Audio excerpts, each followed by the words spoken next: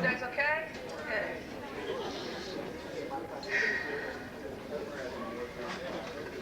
All right, I'd like to get started. First of all, I'd like to welcome everybody tonight to Master Bogdanski's celebration of his 30 years in the martial arts, as well as his promotion.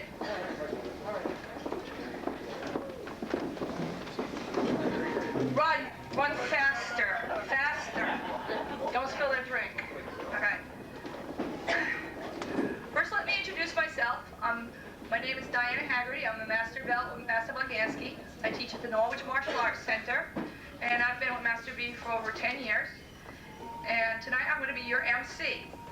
As well, I'm going to be the time enforcer for all the speakers, so if they go over 5 minutes and you see me wrestle them to the ground, that's probably why.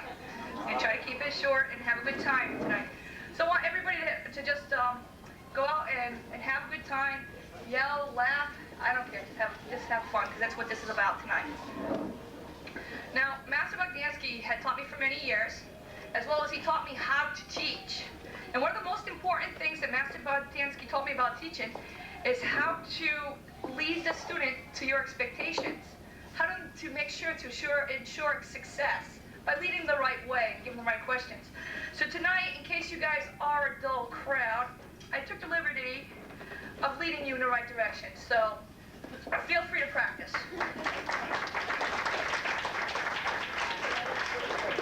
No, wait a minute. Try this one here. Yeah, let's go. Now, maybe I didn't make myself clear, so let's try this again. It's stinking loud.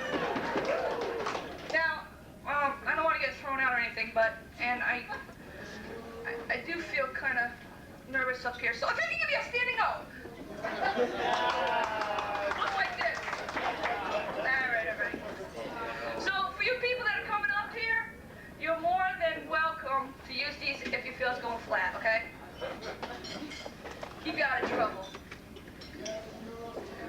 Okay, we're going to start off with a presentation. We're going to have speakers come up first, one at a time, and they're going to share with you personal experiences so you can get a better feel for what Master Bogdanski's career was about. And some of these things are for newer people who have not been with him as long, which I'm kind of looking forward to the guys that he had gone through the ranks with to hear from. And some of the family will come up and tell you how they were endured with Master Bogdanski's training and how it affected them and how it changed him and made him who he is today. First of all, I want to tell you a little about Master Bogdanski. And one of the things that I found about him that make him special outside of other black belts, instructors, and masters is that he's committed to personal growth. And if anybody knows him in this room, you know he's always trying to get better. And that's our black belt motto, always to strive for better. Constant and never-ending improvement. He's been a role model and a leader to many young and old, and he has an excellent sense of humor, which sometimes you're not sure if it's there, but he's always got something in the back of his mind. And I want to share one with you that I thought was pretty funny, that just floored me. I'm not the smallest person in the world, and one day I was following Master Bogdanski around the school, and he had seen us ducking out behind the trash cans, behind the desk, and it's just like a little ninja going behind him as he was going up the stairs. He turned around, and I had nowhere to hide, so I turned sideways, and he said, "Mrs. Haggerty, if you didn't turn sideways, I don't think I would have saw you." I died. I couldn't believe that was really good. All right. So he's got a good sense of humor. All right. We're going to start off our program by having the family come up for speaking. And I'd like to start with one of his closest mentors, his namesake, Mike Bogdanski. Uncle Mike.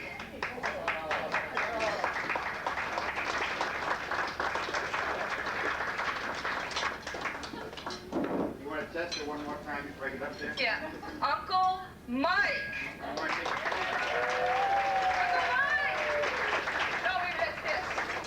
This is a cue to take your clothes off. Well, I'm not going to lie to you. I didn't know I was supposed to come up here and say anything to you, but first I want to apologize because I think I was asked to be in the room next door. My reputation as a Toastmaster at weddings and making the wedding toast has been I'm well known like that. And now that I was already paid for being next door and being here, because it's much more fun here, I just want to give my card to Linda Garcia if she ever needs anybody to give a wedding toast in the near future. But seriously, you know, God makes families, individuals make friends, and I'm so pleased and proud of Uncle Mike, and I call him Uncle Mike. I've seen him over the years grow, and like we just mentioned here, the key of Michael's success in life, his key is motivation, and his motto is Mike asks for little but gives a lot. He always was a giving, outgoing person. He has the stamina. He's a role model to the young kids. He demands respect because he deserves it and he earned it. I don't want to spend too much time up here. All I can say is that life is counted in blessings. I was blessed by a beautiful wife. I'm blessed by a beautiful daughter. I am blessed by my Jeannie and my John and Uncle Mike. Family is the key, and it's very important to us. When I see Steve and I see people, I'm going back 25, 30 years. These are friends. You grow with your friends. You show your children. Friendship is one of the most important aspects of life. And now, in closing, I've got to do something because I'm me. Now, would you please all stand? Sir! Now, please, it's very serious now. Now, would you please join hands with the person next to you? Are we all ready? And now, would you please bow your heads? And now, please, repeat after me as you move to the right. Ring around the rosy.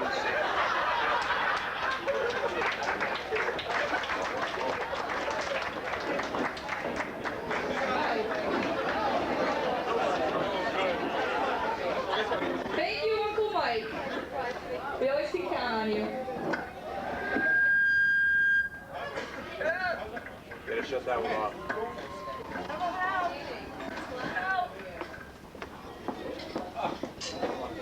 Excuse me, I got one thing I have to say. One more thing. Because this doesn't work. Yeah, well, we do your I have other parts that don't work either.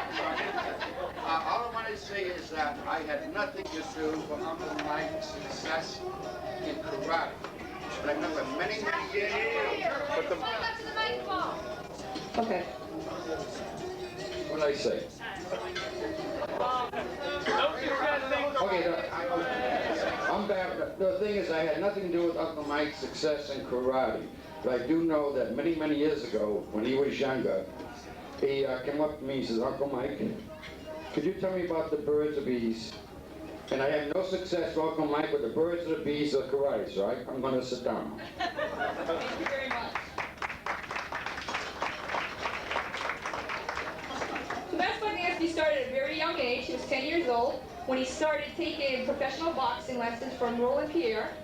And at that time, I think at 16, he started to take another style in knowledge called Shogokin. I knew I was Shinkai. I knew I was going to mess up. He's been busting me because I couldn't say it.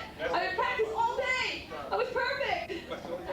But during that time, he had a lot of support from his family members, his sisters and brothers. So I'd like to have John come up, and I knew I would do this. Jeannie, and also, I'd like also have Jamie come on up at this time. Say a couple words.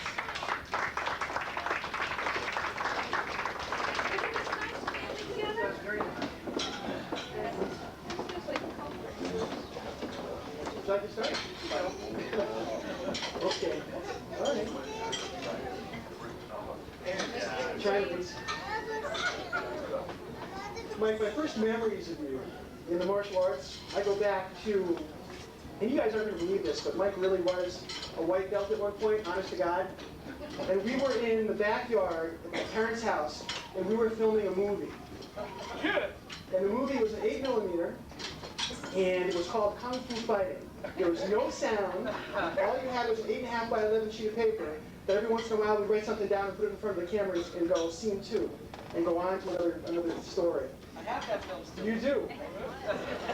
That's how I remember starting even getting involved in the martial arts. And you'll never see it. But But even then, Mike was committed. I'll never forget walking around the house, 10, 11, 12 years old, and there's Mike. He'd walk along, he'd throw a punch. He'd take another step, he'd throw a kick. He'd stand in front of the mirror, and he would practice. He would be that committed to go through the program. Unfortunately, a kid my age, I felt like I was living with Bruce Lee. This guy was going around just, if there was no Uki or no training partner, it happened to be me. So that was fun. I had a good time. I really enjoyed it when we started to go and do more training, because at that point, it took a little bit of the heat off me. Which brings up another interesting story, because when we were at that age, Mike would do anything. Anything to do with the martial arts really piqued his interest. It got so interesting that he would go out and he would develop his own weapons. My parents were in the construction business, and they had gutters. And during that period of time, they would punch the gutter out in just little circles. Well, Mike and I had this really nifty idea that we could make stars. And we could make these stars like ninja stars. So in my parents' house, there was a hallway. Mike would be studying in one end, I'd be right across the hall in the other. And here I am reading, not paying attention, really devoted to my studies, and all of a sudden I hear a little ting. And I look around, Mike's working hard, I look across the hallway, I hear another little ting. I start feeling stuff on top of my head. I look around, he's throwing stars at me. And he's hitting them across the top of my head. So, I pick one up, I go, hey Mike. I threw it. Just as I threw it, he turned his head up, this thing went bang! So if you look, there's a little scar on top of his head, that's for me. It gets better. I look over, and I'm sure you know that little switch Mike talks about, that little bit of power, anger, energy you need to just get to when you really have to. I looked over and I saw his eyes. And I said to myself, I better get out of here. As I started to take a couple of steps, I looked over and I realized he couldn't get it out of his head. It had barbed. So he's sitting there, he's looking at me like, I'm going to kill you, but first, before I kill you, you've got to help me. So I ran over, I leaned over, and literally I felt it go pop.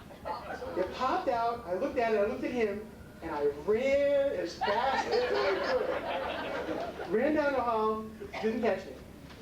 At that point, whenever we fought, and we did a lot, we put the gloves on, we had a really good time. You guys, I'm sure, have at one point or another put on 16-ounce gloves, and these things are like big pillows. I mean, it's really hard to hurt somebody with these things. I gotta tell you, I had mouses here, I had black eyes there. We shared a lot of that stuff. We really went to town. One of the things that I really enjoyed is when we went to fight and spar, it was, everything else stopped. You just went right to it. And it was fun. I mean, I never have seriously been hit as hard as that man has ever hit me before. But I say that really with a lot of love because it was a lot of fun. We had a really good time. I like that you get to. Oh, thanks, Mike. So those are the battles with the 16-ounce gloves. When you talk about desire and Mike in the martial arts, I can remember years ago, we went to, I believe it was your first tournament. It was one in upstate New Hampshire.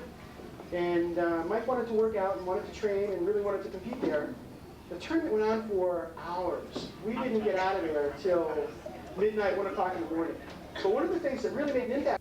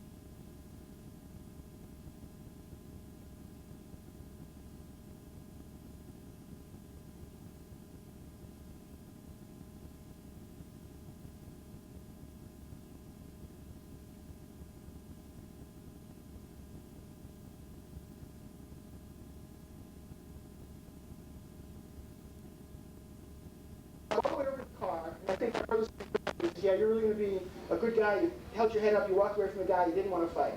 That's what I expected. My brother looked at me and said, this guy's really giving you a hard time. I said, yeah, Mike, you're right. He says, well, you got to do something about that. I said, what do you mean? He said, you're not going to get in this car, and I'm not going to give you a ride home unless you do something about it now. I looked at him and said, you can't be serious. He said, no, you're really going to make a mistake. I put my books down, I walked over, kicked him right in the groin, put him right down, turned back and said, okay, let's go home. It was amazing. I was always thought that, gee, you really should walk away from that, and I really did do that in many occasions, but this guy was unbelievable. And for Mike to come up and say, stand up and do it, that made a big impact. And I did it. It was wonderful. So as far as motivating and touching people, he certainly has done that with me, and I know he's done that with a lot of people in the room today, and I know that means an awful lot to him. Thank you all for coming.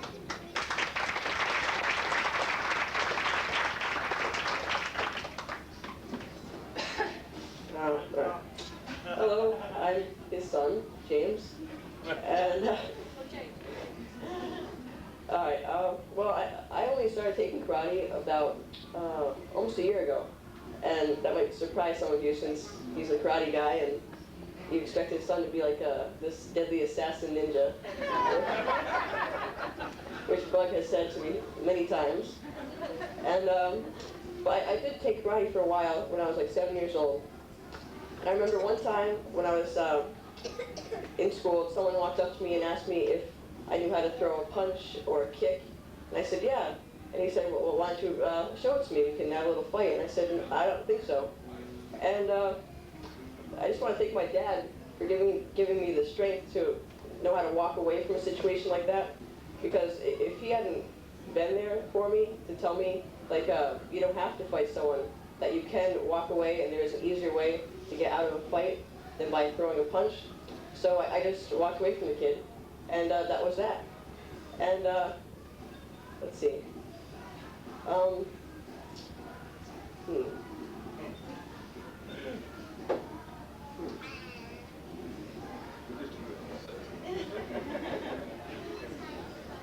right. Well, he's a great guy.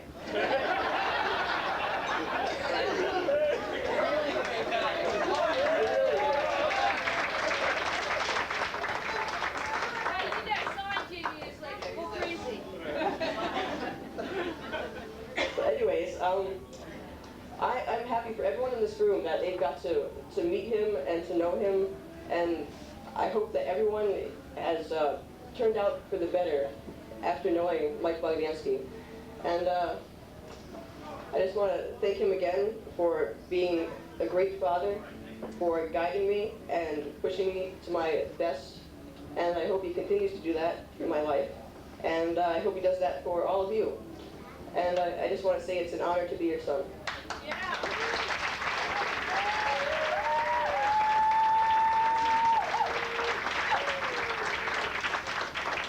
And James, you're a great kid. I can't believe it's 30 years. I mean, it's a blink of an eye. It seems like yesterday. And I just want to tell everyone, I'm the younger sister. Oh! I look younger, don't I? 30 years ago, I don't know if you remember this story, Michael. I joined the karate school of Mr. Joe de Guzman also. One of us went on to higher achievements and one of us didn't. But at that time, I remember going to Fort Shantok in Montville, and Mr. de Guzman had brought in a guest instructor from Korea that day. And I remember him beating the heck out of all of us. Do you remember that, Michael? Very well. And I think that those are probably some of the defining moments of how, the negative things kind of motivate you in life, and I'm sure that was one of the times that Michael really wanted to move on and achieve more in karate. So I'll fast forward to those, the karate days of the tournaments of the Bogdanski and Best days, when Mrs. B, our mother, used to volunteer all the family members and Al Pachico to volunteer to work at the karate tournaments. And inevitably we had to wake up early during that day and work very hard, and then we all went out after dinner. And year after year, Mr. Peoples would always come by to say to Mrs. B, he always wanted to shock her, and he'd say, someday I'm going to marry your daughter, Mrs. B. So anyway, I think just in closing, what I wanted to say is that some things that people have already echoed tonight is how motivational, inspirational he is. And I think that's a testament to what he's done for children over the years. All the articles that have been written about him and how he's influenced children's lives. So I just want to say, we're really proud of you, and if Mom and Dad were here, they'd be proud too. Wow.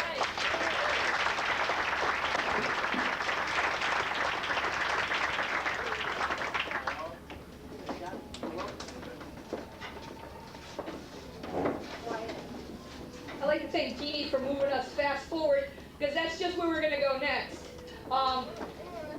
The next stage in Master Bogdanski's career was when he started at college and he changed styles to Tom Sudo. Coffee and cake. I forgot. Everybody help yourself to coffee and cake. All right. Well, it's available if anybody's really needs some. But you got to walk behind me. So I want to fast forward to when he was in college and taking Tom Sudo. He went to Connecticut State University and as well as Nichols College. And while at Nichols College, he had become very good friends with Stephen Bess. And this was part of his family and his best friend ever that I know of. He takes Tom Sudo in Jiu-Jitsu. He knew him for about 25 years. That's a long time. So 25 years of this college. So we'd like to have Master Bess come up and speak.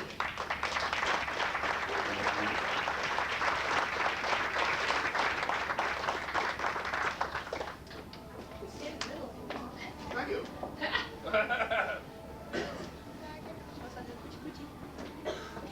Hi, I'm Mr. Bess, Steve Bess, and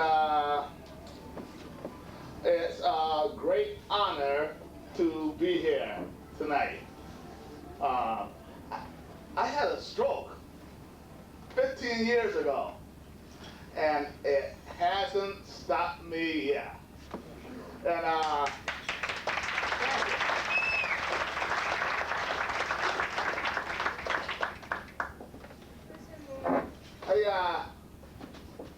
thought about coming up here and being very dignified, and I don't think so.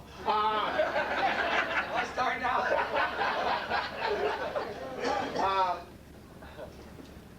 One of the stories I like to relay to you is when we were at Central Connecticut State College then, and Mike was a student there, and I was a student, and Dougie was a student, and I invited Mike up to see my break paddle block with my hand. And I invited him up to my house, and I got ready to break the paddle block with my hand, and I concentrated on it.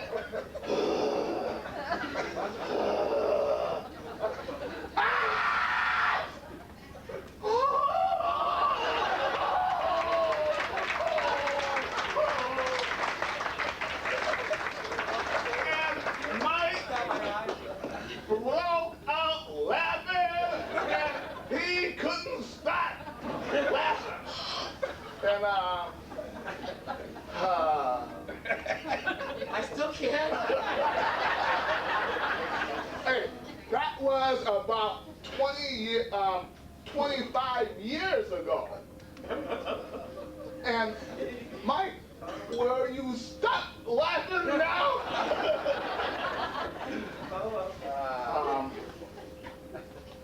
It's a great honor to be here tonight. Thank you. And Mike, I love you. And oh.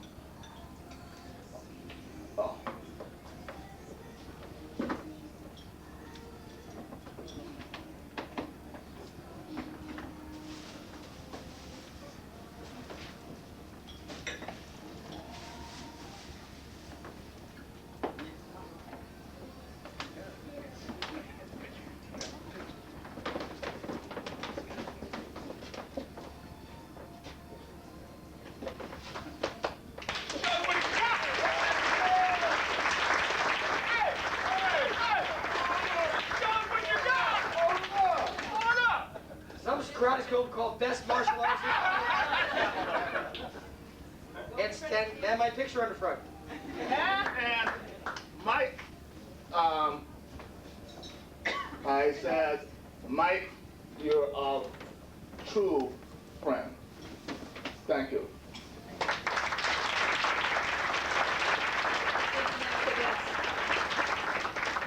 Also, while he was at Connecticut State College, he also met Buggy Peoples, who's a 7th degree black belt in Pong Sudo,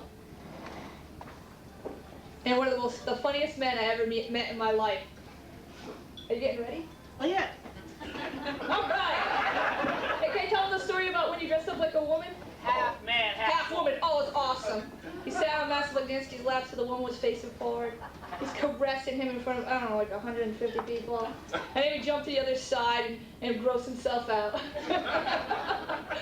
So I'd like to have a Buggy Peoples. Thank you. First, I'd like to say congratulations, Michael B. You've been around quite a long time. We won't mention how long. 30 years? When I started at Central Connecticut State University, I had just come from Iowa. I was at a small college in Iowa, and I said, well, I gotta go back. I can't take Iowa. There was too many cows, and the movies were only getting there at the time that I've already seen them 6 months ago. So I knew it was time to come back home. So I went to Central Connecticut State University, and I needed an activity. So I joined karate, but I made a mistake. I went and I joined a club, and there was a Kung Fu club. And I was at the Kung Fu club, and I was doing all the moving around, and I said, I am good, I am bad. I'm going to this tournament. And there was a inter-club tournament, there was a club tournament that Mr. Bogdanski and Mr. Best was running, and I went out there and started fighting with these guys from the Tang Sudo club. I didn't know who the hell they were. They were the club, there was 2 clubs on the campus. I didn't know who the hell they were. Who was this Boggs and Bogdanski and Best? I got out there, got in the ring, I was a badass, shut your mouth. I got in the ring, and I got beat 1, 2, 3, over, gone. Do you know on Monday morning I went and switched clubs? I went and I joined the Tang Sudo club. I had to leave the Kung Fu club because I got my ass kicked very quickly. And then I was lucky enough to follow Mr. B and Mr. Best. Mr. B said, now I would have never known where the hell Danielson was if I didn't find Mr. B. But he took me to the Voluntown Open. I said, what's a Voluntown Open? It's a tournament where you fight outside, while people on the other side are cutting logs at the same time. So I am dodging people cutting logs and fighting outside at the Voluntown Open. Well, needless to say, that was an experience. But you never have an experience until you hang out with Michael B. and his dad at the bar. I figured I'd go to this nice bar in a small town where, not much was happening. I'll come up. They want me to be the MC. Sure, I'll be the MC. They didn't tell me it was strip night. And they had all the strippers coming on and running around, and the people in the crowd is telling the MC, take your clothes off. I think not. I'm not taking my clothes off. I'm not getting paid for this. So, the end of night up, what do the bees do? John, Mike, they get into a fight with one of the Patriots. They're throwing some guy out, beating the hell out of him. So much for the small town. It is a wonderful thing to have friends like Michael and Steve, because you know when you go to karate tournaments and you see all this musical stuff now, all the flipping of the bows and everything doing to the music, I can honestly say that these two were one of the originators of that, because they came out one tournament and blew everybody away with dueling banjos. They came out and the two of them started doing their thing, synchronizing to music with their weapons. Two nunchucks going back and forth. And from that point on, I saw an explosion in people doing synchronized weapons to music. So that is one of the bases that that synchronized weapons came from. These two guys fought all over the world, all over the country. They chased the points. They brought me along. I chased the points with them. We did it together. We had fun doing it.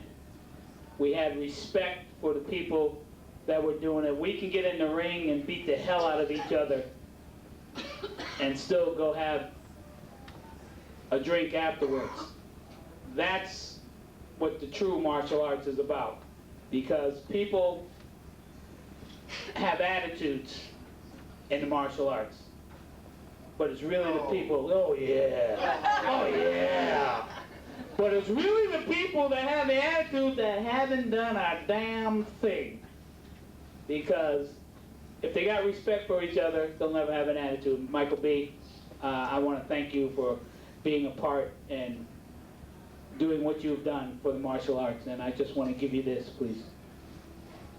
Can you come in here? Please? You're supposed to be the MC. You're way back there. Can you hold this for a second? All right, don't drop it. Can I move? No!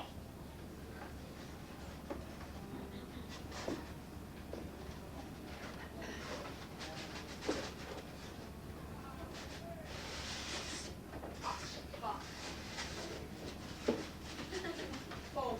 Phone. Oh my goodness. Phone. Mr. B? I don't need a mic. That is true. That is true. I was only using a mic to help you. Thank you. As a little token of my appreciation for all your years of martial arts devotion and contribution, next year, your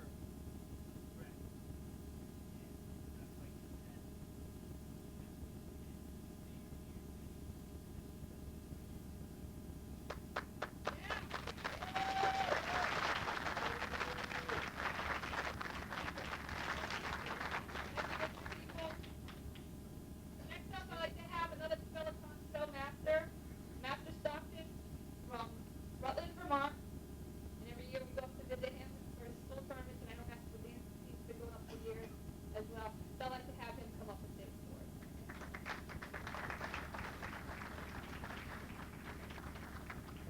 If you want to dance later, this guy can put it up.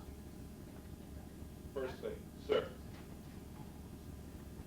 My name is Mark Stockton from Rutland, Vermont. I didn't know, my wife was telling me for the last couple of weeks, all right now, Mark, write it down, write it down. What are you gonna say? Don't get up there stumbling your words. What are you gonna say? What are you gonna say? I said, I'm thinking about it. All I can say is this. A little about 20 years ago, I met Mike, Doug, Steve, and at the same tournament, Billy Blanks. It was in Enfield, Connecticut. I was Goju Rue at the time. I'm similar to like what Master People said. We were that, until I saw Steve Best fight. I said, wow. And then I saw Master Bogdanski fight. And I started talking to Mr. Best first. And at that time, to get me into Tang Sudo. And I says they had to find out if I was worthy of it. And I started with Mr. Fernandez, if you remember right. But from here to that, all I can say is this. This is a man who came to my tournament 15 years ago and had no idea where Rutland, Vermont was. And I'll never forget this. My wife and I were there at the, in fact, Master Islam was there, who came at the same time. And Mike pulls out, and at the time I think he had a Cougar. And I see him come out, and the long bow staff comes out.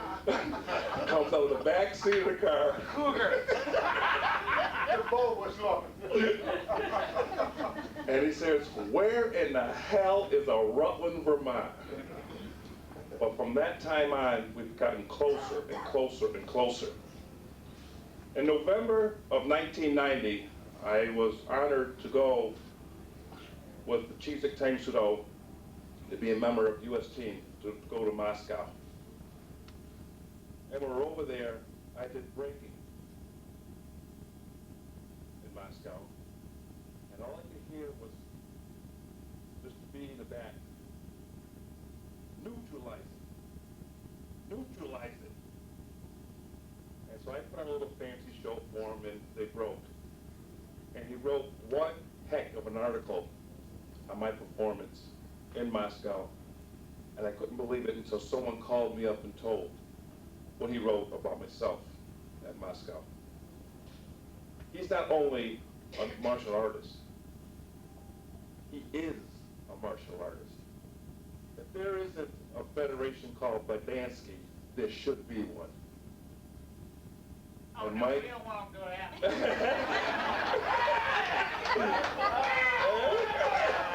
but there should be one. And Mike, you're gonna be my friend from 20 years ago, and you're gonna be my friend and Becky's for the next 20. It's not a whole lot they can say, but you are a true martial artist. God bless you, and I hope you have another 30 more. Thank you.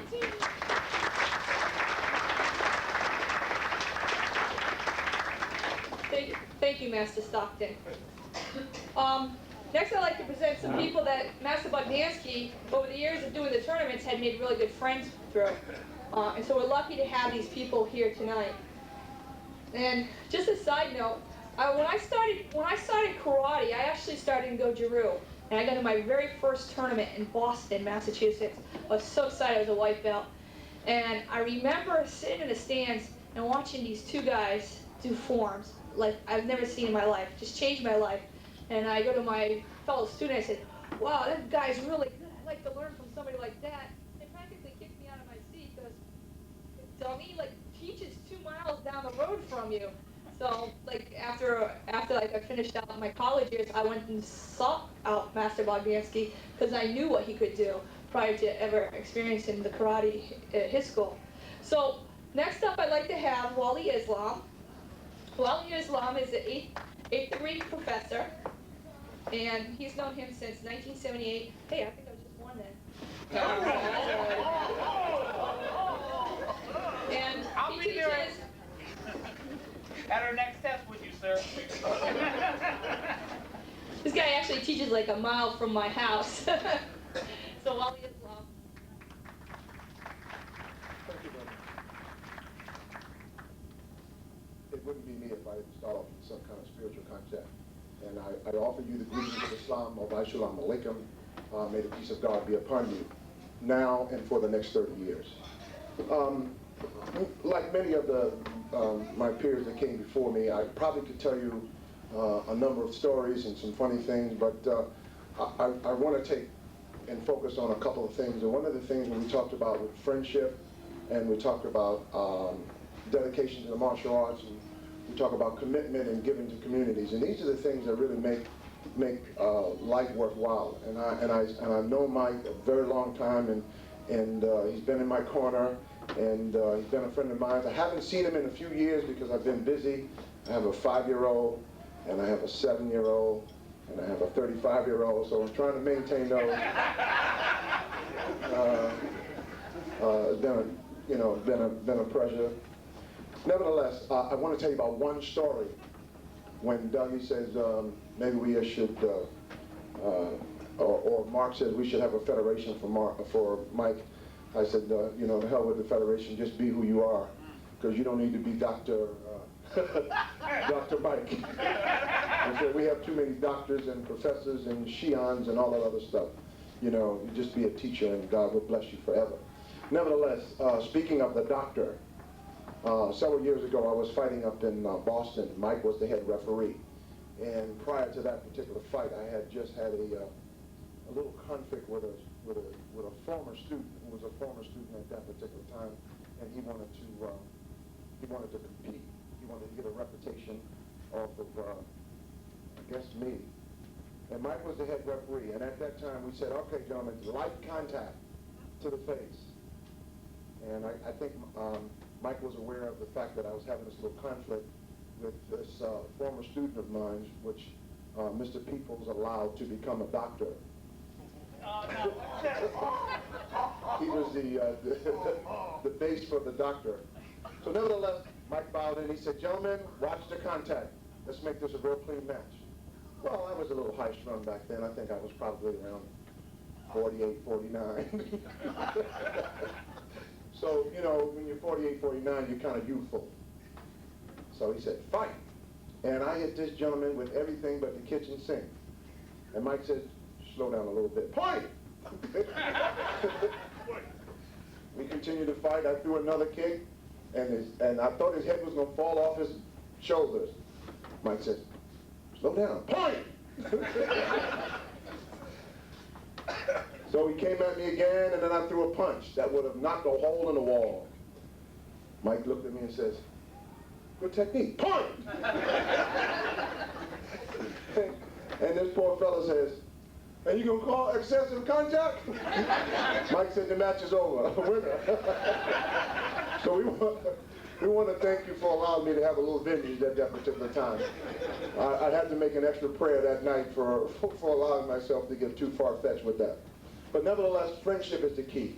And friendship is the thing that really had motivated me. And I wouldn't have missed this for the world. I had an engagement. I was supposed to fight. That's right, I shouldn't say this. I was supposed to do a kickboxing match in Canada, and the promoter canceled, which allowed me to come here. The only reason I was going to go up there and fight because it was like $5,000. I'm sorry. You know. But I do have something for you. And I have something that's probably going to have a whole lot more effect. You know the old adage, a picture's worth 1,000 words. And when you see this picture, you'll remember. Just want you to know I only made him a nurse, not a doctor. Would you open this and show these two gentlemen here?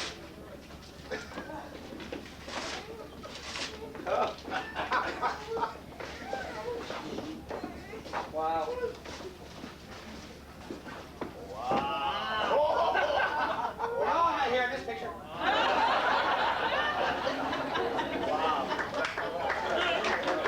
Thank you, Mr. Islam.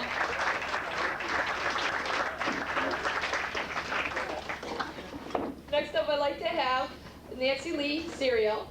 Nancy Lee is a 7th degree black belt in Kempo, and she originally met Master Bogdanski through tournaments as well. Nancy. Thank you.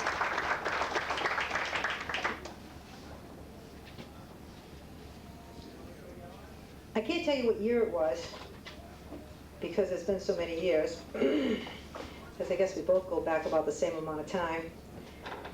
But standing here, first of all, let me say, listening to you gentlemen speak about things that happened at tournaments that I was at, bring back a great deal of memory. I remember very distinctly the dueling banjos and how it set the crowd afire. I really do remember that. Well, the first time I saw, not actually met, but saw Mr. Bogdanski was at a tournament. I can't tell you which tournament, there's so many. But from across the room, I heard this very unique ki.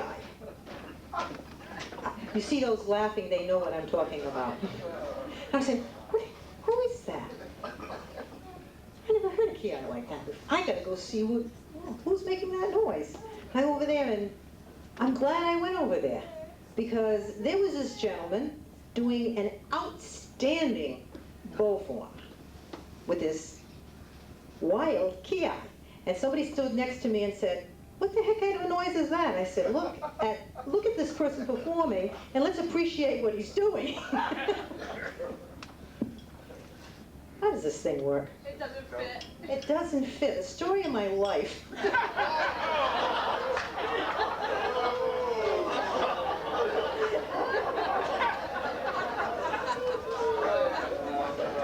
Well, I'm not as good at remembering things as most of these gentlemen are. It must be something to do with my age.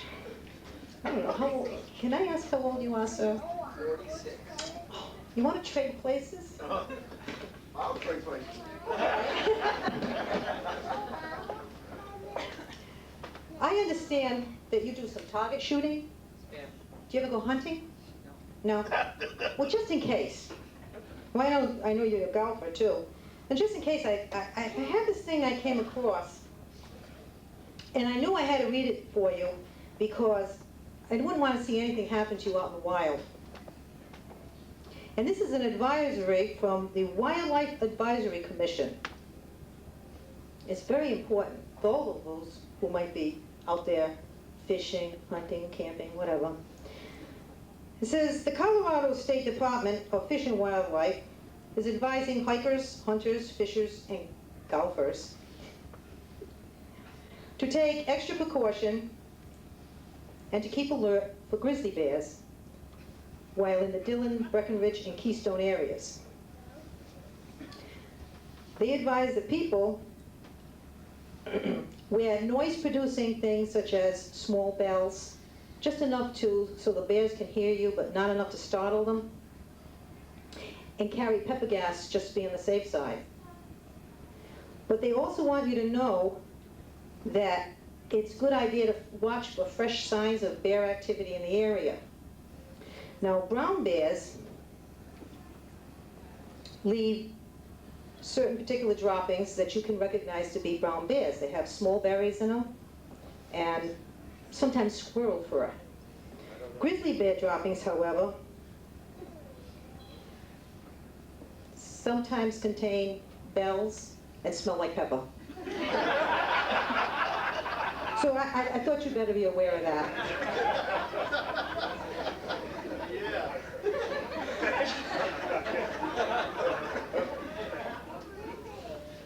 See, I wish I could remember these years.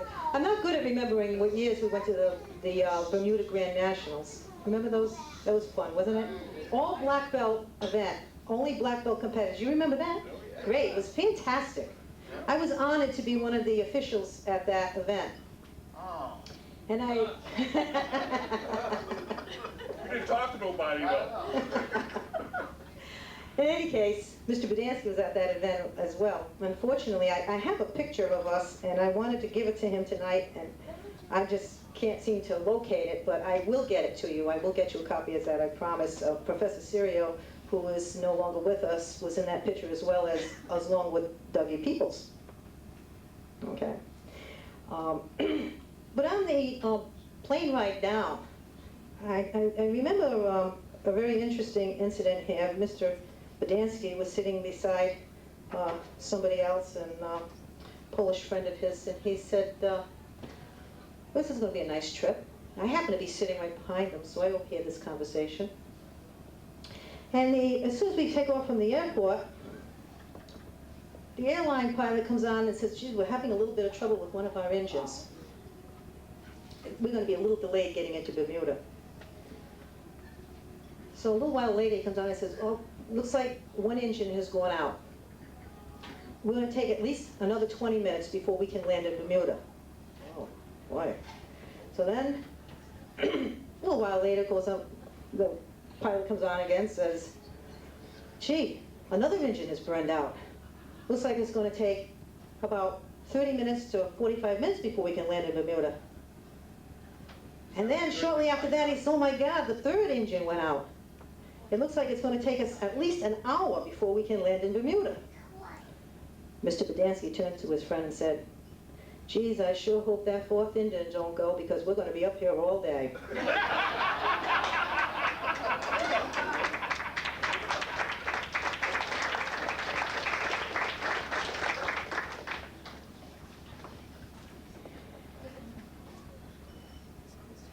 Mike, it's been a very great pleasure knowing you over the years and watching you perform. And although I don't know you as well as your friends that you have here that you've trained with over the years, I can see by their love and support how much you mean to them. And I know that a person's wealth is measured in the friends that he has. Not the money that he has, but in the friends and the love that comes from that. And I want to say that I am honored to be hopefully counted amongst that, because you sure are a fine martial artist. Your performance, what I've seen over the years, and I remember you duplicating the dueling banjos with someone else in this room too. And that was with Mr. Best. And I remember that tournament as well. I enjoyed immensely looking through those photo albums, especially seeing the tournament memories from George Chartier's tournament, which is, I was at all those tournaments. God, we're old. Jeez, how did we get here? 30 years went like that, did it not? In any case, I'd like to thank the young lady that invited me to come here, because there she is. I wouldn't have missed it for the world. As a matter of fact, I want you to know how much it meant for me to come here. I actually had a date tonight. You don't get those too often. I left him home. Seriously speaking, I was at a seminar in Medford, Massachusetts, and I came over here, but the truth is, there was something else I did have planned, but I am very deeply honored to be here instead. And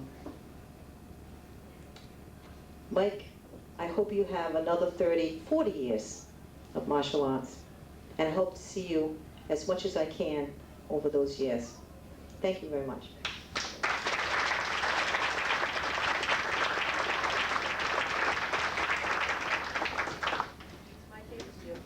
Oh, those are mine. Don't take off with my fingers. Oh, Thank you very much. Earlier we were talking about how we went to Russia. The Master Stockton was talking about how he had gone with the the U.S. karate team out there. And while we were there, Master Bogdanski performed, I think, out of the top 6 acts we had that had to keep coming back, he was in 3 of them. So that's pretty impressive. They really did love him out there. While out there, he sparred in a tournament, open tournament at the sports complex. And at that time, he had met a man named Nunza, and they became good, fast friends. And if I'm not correct, I think this is the gentleman that you had given your gear to that night. No, that was somebody else. All right, never mind, scratch that story. But I'd like to have Nunza, because they've kept friendship since then, and they've always keep in contact. And it's nice to see how we can go all the way across the world and still make friends through the martial arts. Nunza.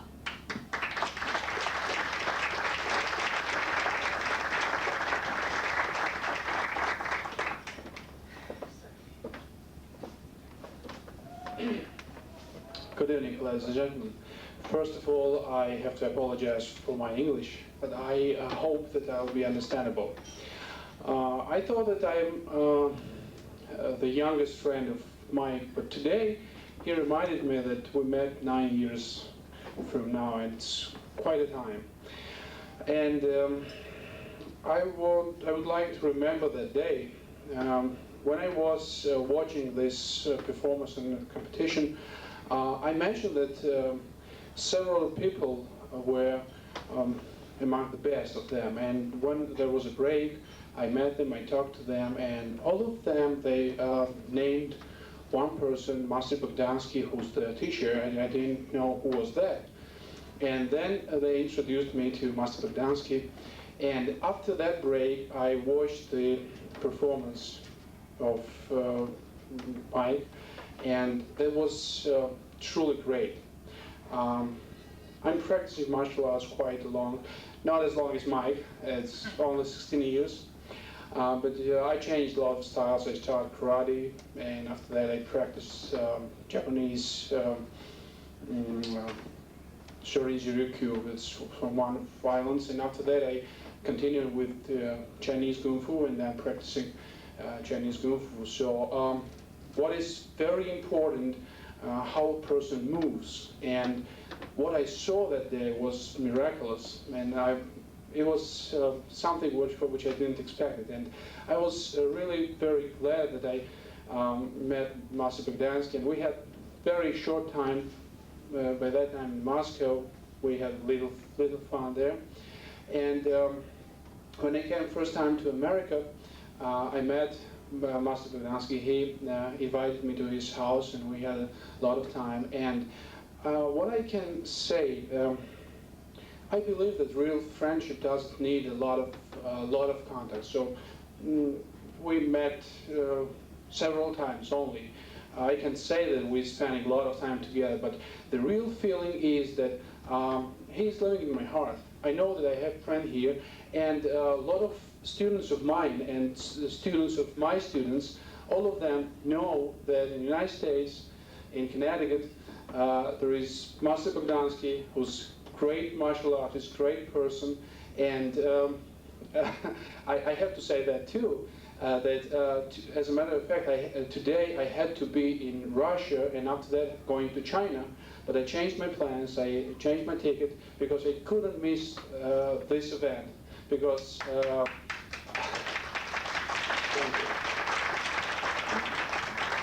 I'm really proud that I am a friend of Master Bogdanski. It's really an honor for me. So thank you, Mike. Thank you very much for being my friend. All my students saying hello to you. All of them know that I'm here tonight. And I brought a very little present, just, what is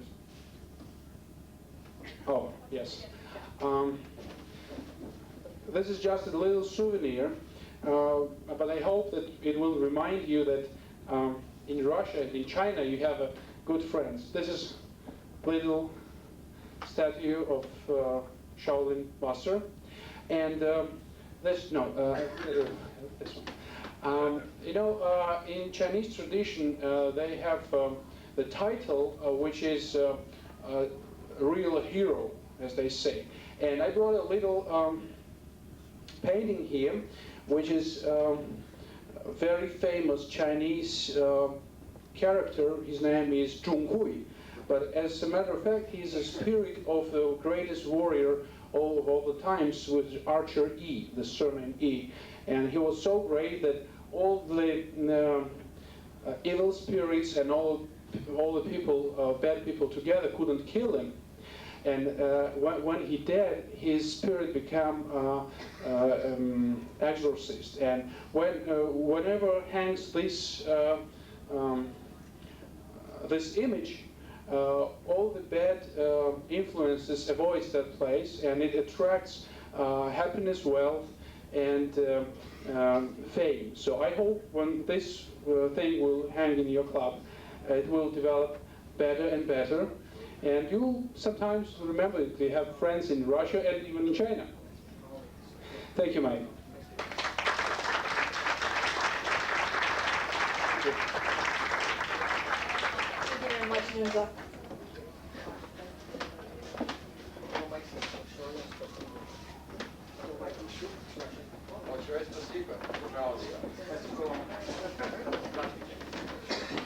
All right, 3 years, Master Bogdanski has taught at many places, but his first real home where he started teaching martial arts was in a little town called Thompson at the Koinonia School of Sports. And the original people that started there, I think one of your very first students over there is here tonight. And I want to tell a little story about this person first. This is Mrs. Kaskingay. She'll be up next. One day in class, we're doing some drills. We're trying to push the other person off down, some like pushy hand things. And Master Bogdanski, he likes to bring out the best in people, so he was kind of really edging Mrs. Kaskingay to go, because she didn't really want to push him. So he's pushing her, and so she's trying to get in there and push him. And he was feeling bad, so he was going to give her a little extra. And while he was there, I don't know if everybody remembers Mike Fitzgerald. He crawls up behind him so he can't see him, and then she just pushed him right over the back of him. And that was so funny. It's one of the memories that sticks out the most for me, for Mrs. Kaskingay. And I'd like to have her up to say something, please.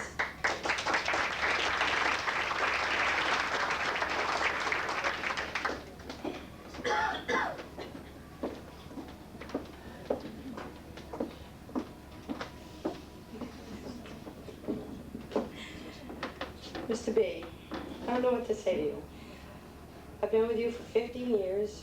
You've encouraged me, you've trained me, you helped me get confidence, and I just want to say thank you for all of that.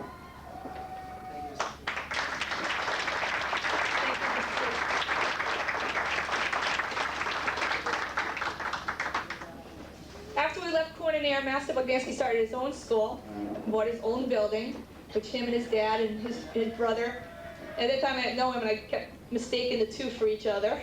He opened his own school in Putnam where he had started the Mike Bogdanski School of Karate. While there he had a student, Will Murati, and he's going to come up and say a few words too.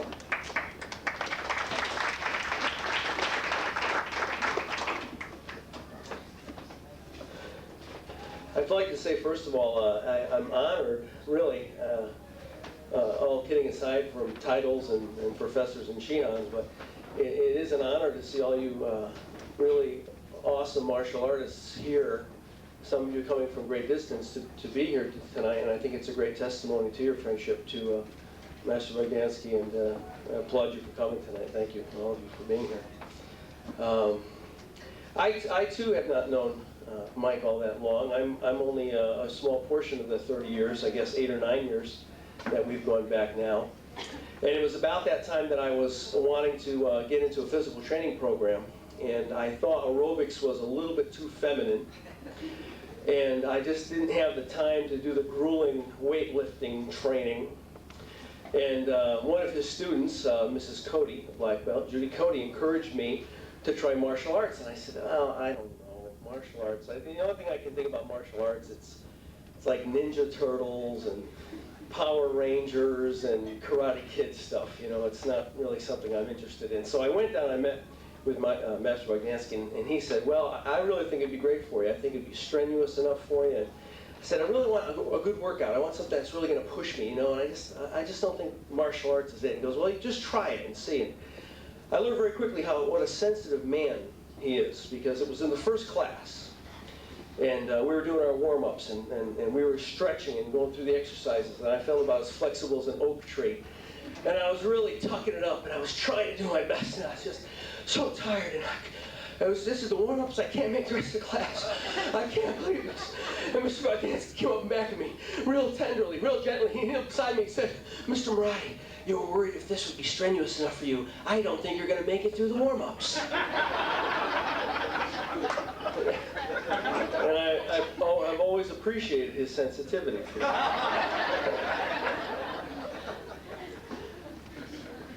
I spend a lot of my time talking, strangely enough, and I'm a teacher and I'm a communicator. I'm a student of communication. And one of the things that I admire about Mike is that he is an awesome teacher. And you're a great communicator, and you're a great motivator.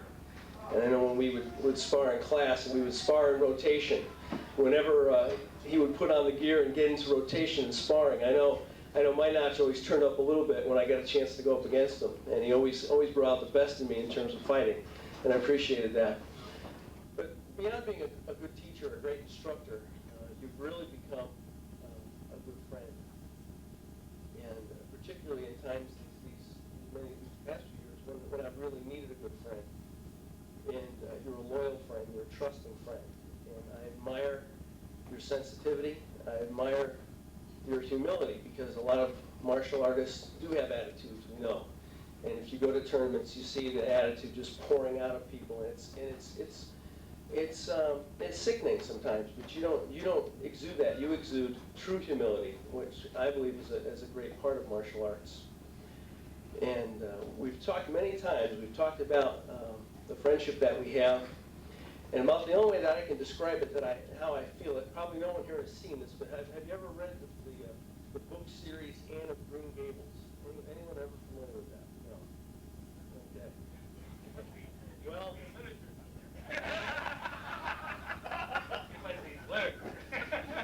No. You're talking to martial artists. Well, they've got it in video now too. But if you've ever, we read the Little Ninja Turtles.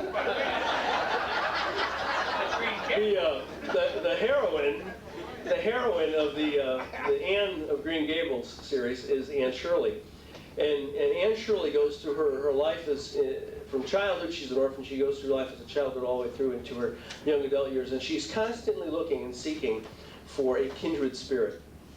Someone that she really will be able to understand and have her understand, reciprocating. Mike has become a kindred spirit to me, and I love you, Mike. I pray for you regularly. I pray that God will continue to pour out His blessing in your life. And we honor you tonight, and I thank you.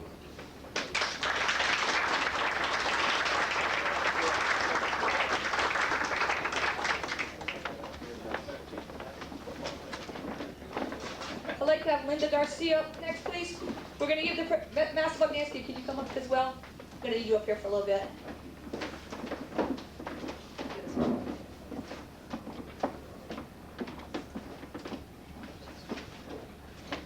While Mrs. Garcia is getting that, first of all, I want to thank her for doing so much work and putting this together. I don't think this would have gone off as good as it did if we didn't have her here today. Let's give her a big hand.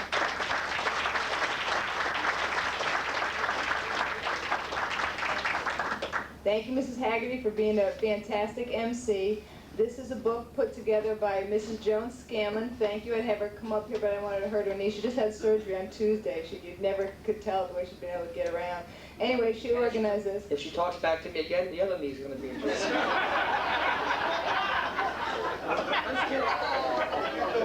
This is a book for you, put together by Mrs. Scanlon.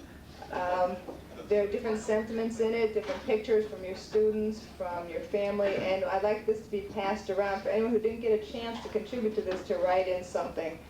And yes, many years ago, Mr. Best with hair. Anyway, this you'll have a time to look at for your leisure. I hope you treasure it, and it's from your students. Thank you. Thank you, Mr. Garcia. Don't go too far, Master B. Next up, I'd like to have Lynn Pascarella, I'm sorry. Master B, can you rap too? That's, I can't rap, but I hang around a lot of black guys. He's the real Master B.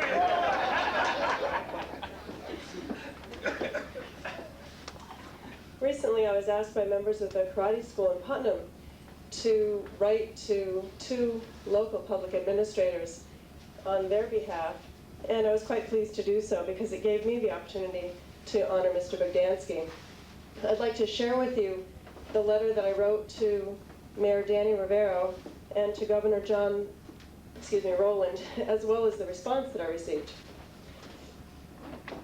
I'm writing to request a special commendation in recognition of Michael Bogdanski's outstanding community service, distinctive leadership, and enduring commitment to the children in our region. This year marks the 30th anniversary of Mr. Bogdanski's involvement with martial arts. During this time, he has amassed an impressive array of accomplishments, which include rising to the ranks of Black Belt Master, earning a master's degree in psychological counseling, owning and operating a number of successful businesses, and serving as a community activist. His extraordinary capacity as a teacher of martial arts and the international reputation he has earned as a practitioner stem in part from the unusual balance he has achieved among these various roles.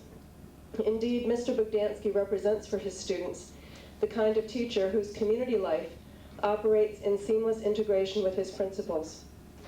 Master Bogdanski does not really teach integrity, perseverance, and respect for others as the tenets of Tang Soo Do. He demonstrates them through his engagement with social issues. For the past 2 decades, he has worked tirelessly to improve the quality of life for the citizens of northeastern Connecticut. He has been a leading fundraiser for DARE, delivered lectures and performed karate demonstrations at numerous local day camps and schools, facilitated toy drives for Easter seals, donated his time and services to ARC, the Association of Retarded Citizens, the Wyndham Tallinn 4-H camp, and the Hole in the Wall Gang camp, and presented workshops for both local career day programs and the Teen Pregnancy Prevention Program of Northeastern Connecticut. Each year, our local schools and countless community service organizations benefit tremendously from his efforts. Most remarkably, Mr. Bogdanski's involvement in the community remains an active one even at the busiest times. In the midst of all these activities, Mr. Bogdanski continues to strive for personal improvement. He is currently working toward his goal of becoming a motivational speaker. Through his work, he hopes to increase his capacity for outreach to youth in the community. In addition, he is organizing a school-wide venture to Australia next year to participate in a friendship tournament.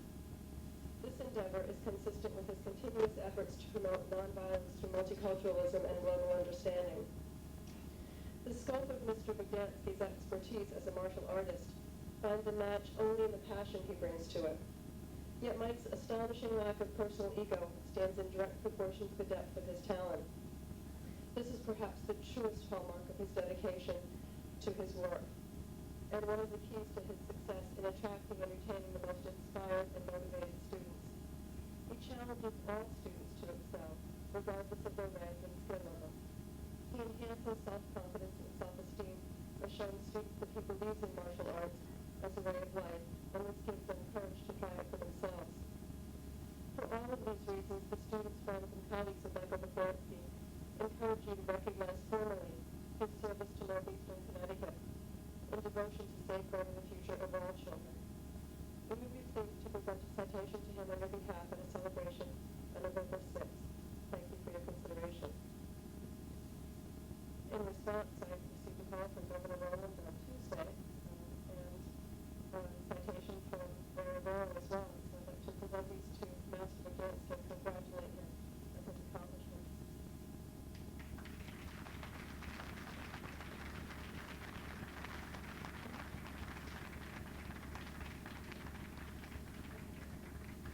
The first is from the Office of the Mayor of the Town of Putnam, and its official citation in recognition of 30 years of involvement with martial arts and his outstanding community service, distinctive leadership, and commitment to our region's children. The entire town extends its very best wishes on this memorable occasion and expresses the hope for continued success.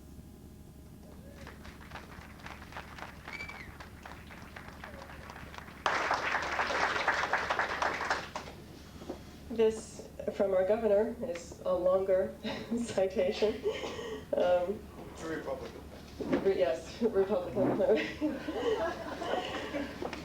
The state of Connecticut, by His Excellency John G. Rowland, Governor, an official statement. Whereas Michael Bogdanski has spent much of his life dedicated to community service, distinctive leadership, and enduring commitment to children, and whereas this year marks his 30th anniversary of involvement with martial arts, during this time he has amassed an impressive array of accomplishments, which include rising to the ranks of Black Master and earning a degree in psychological counseling. And whereas, in addition, Michael Bogdanski has become well known for his tireless efforts to improve the quality of life for the citizens of Northeastern Connecticut. And whereas Michael Bogdanski has been a leading fundraiser for the DARE program, delivered lectures and performed karate demonstrations at numerous local day camps, facilitated toy drives, and donated his time and services. Whereas for all these reasons, the students, friends, and colleagues of Michael Bogdanski will be holding a celebration in his honor of his many accomplishments and for his years of service to the community. Now, therefore, I, John G. Rowland, Governor, do hereby officially designate November 6, 1999 as Michael Bogdanski Day in the state of Connecticut. I urge all our citizens to join in honoring Michael Bogdanski for his countless contributions to our state and people. Michael Bogdanski Day.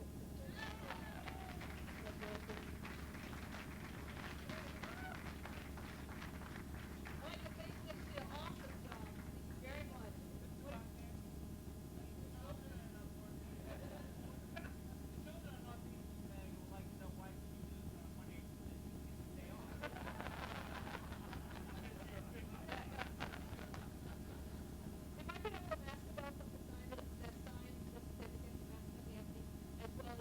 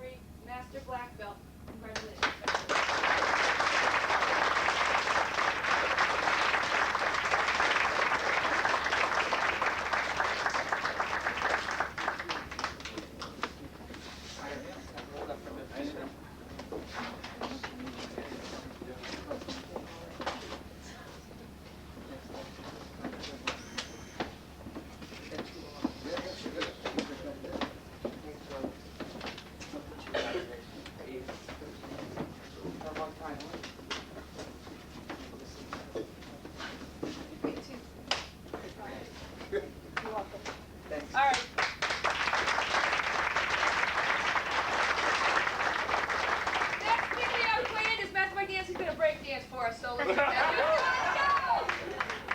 We are the world. We are the children.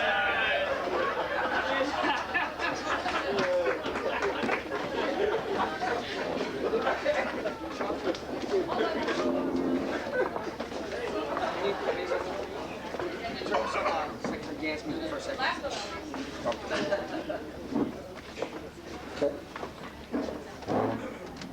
I really appreciate everything that everybody said and done. It's been so nice and very fulfilling.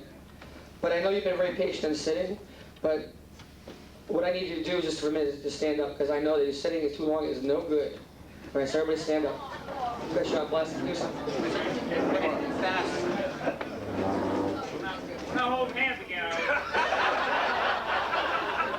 we? Even better.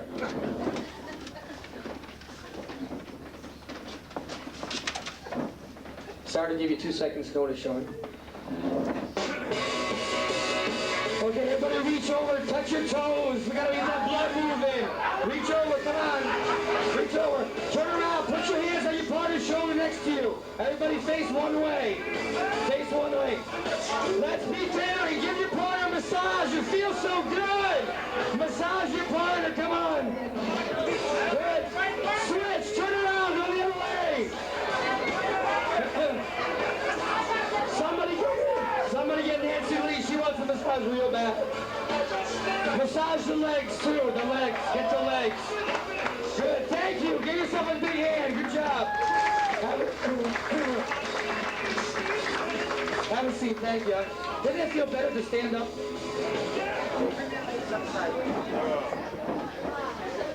See, I know you were all falling asleep, even though we had some great speakers. But it feels good to move around and move that body. Before I want to say all my thanks to everything, I'd like to do some things, because the best thing I like to do is to give. You know, it's better to give than to receive, especially when you spar in Wall of Islam. Yeah, we sparred a few times. Did you get your cut of that typo tape yet? Tybo. We knew Billy Blanks when Billy Blanks had hair. Right. We still know he got a light jaw, right? I know he Don't tell anybody. It's a secret. So I have a few things to give out. James will come up for a second. James has been doing private lessons with me after school for a year. And so tonight I'm promoting him to his 3-stripe green belt. Congratulations. All right.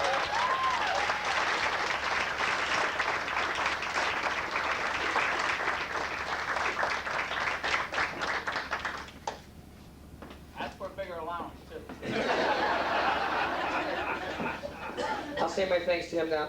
Nobody could have a better kid. He's 15, he's big, he's been lifting weights, but there's not a day goes by where he won't hug or kiss me. Good.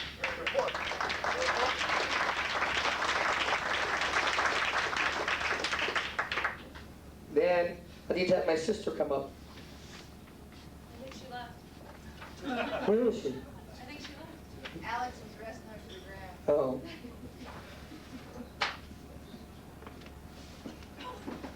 Oh, Grace is gonna stand in. Al? Need Al Pacheco to come up.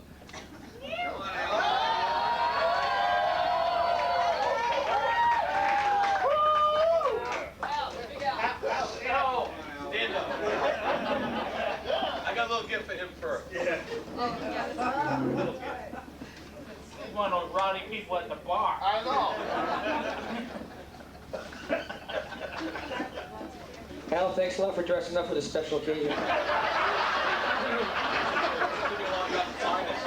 This is older than you've been in garage.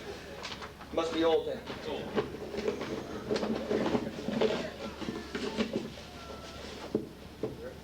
Is that it? Doug, we had some of this and we were in high school. Hi karate.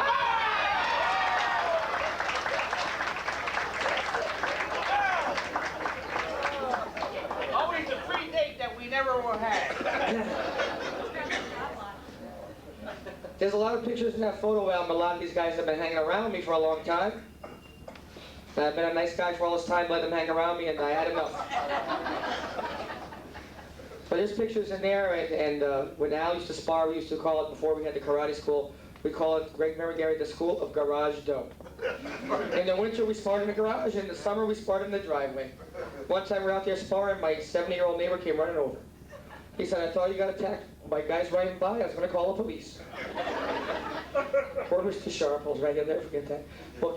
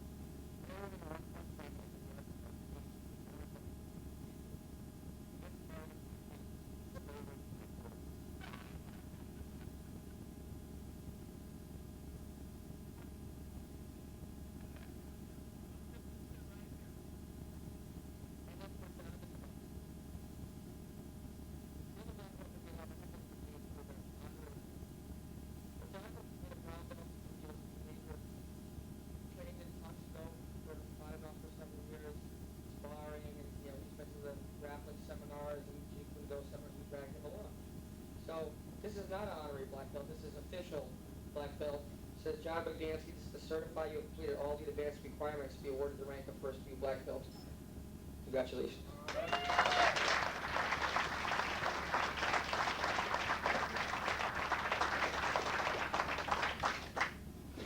I'll say just a couple things, because a lot of these guys came a long way.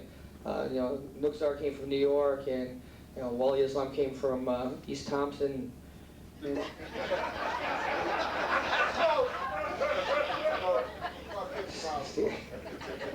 there's a lot.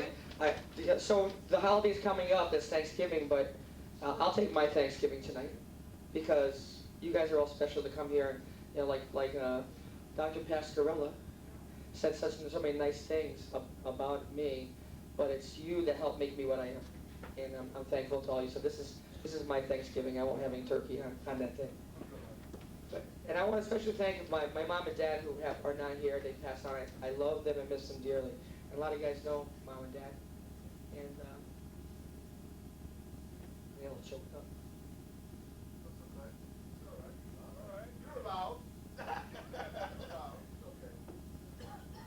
The first awards banquet we had about 85 people come. And of course my dad in his inimitable charm says to me, all these people came for you I said, yes, that's right, you know, so it was, you know, he was unforgettable, you know, he was very charismatic. He could talk, you know, to the millionaire sitting on one side of him or the person that was, you know, living on the streets on the other side. Everybody loved my mom and dad, people that knew them. I want to thank all the attendees, the friends that came, the families of the students, the great staff of black belt instructors we have. You guys are great, you know, and the school wouldn't be where it is without the team that I have. You know, it's the team that we preach all the time. Nuxar, we met in 1990, so every one of these guys has a great passion for martial arts, a passion for life. Every one of these martial arts masters. And Nuxar, when we first met him, he was full of compliments, and the story is exactly like he said. He goes, "You're a great martial artist. Who's your teacher?" And it's another student, because it was a great field. We brought 82 black belts from the U.S. to compete, countries all over. And so we went Nuxar, and I want to just tell you a short story. One of my students broke his hand sparring. He said, "Here, put this special ointment. I'm studying Chinese medicine." I said, "Great, what is it?" So he goes, "It's something about a mouse." And his English wasn't as good as it was then. He goes, "Like cheese?" He goes, "No, it's not a cheese ointment." He goes, "You know, it comes out of a mouse." He goes, "Like hair?" He goes, "No, it comes out of the back end," he says. And meanwhile, he's rubbing the salve, and he's slowly rubbing. And Nuxar said, "Oh yes, this is not just regular mouse, whatever." It says, "This is 2,000-year-old mouse. Has many medicinal herbs." But thank you, Nuxar. You're a unique individual. I'm so proud to be your friend. Thank you. Master Gar Charlin's here with his wife, and we've known each other a long time. Didn't have an opportunity to speak, but you know, we stay in touch, try to mentor each other, and that's what the martial arts is all about, is sharing. I have Steve Townsend and Charlie Fulford, some of my black belts here, and Charlie Fulford was instrumental in changing the face of the school. It's a lot of jiu-jitsu, and Steve Townsend, who Tang Su, jiu-jitsu, I don't know what the deal is. No, I got one for you. But they've been influential too. Steve Townsend still is a mentor to me. I call him up if I have a financial problem or a business problem. I call him up, and he's always there for me, without a doubt. So I want to thank you guys for that too. Mark Stockton, we call him Brother Mark. You know, so there's never a more likable person. He's the one that epitomizes friendship. If I ever went with him, he would take his coat off and give it to me if I needed it, because he just epitomizes it for people that don't have a reputation. She's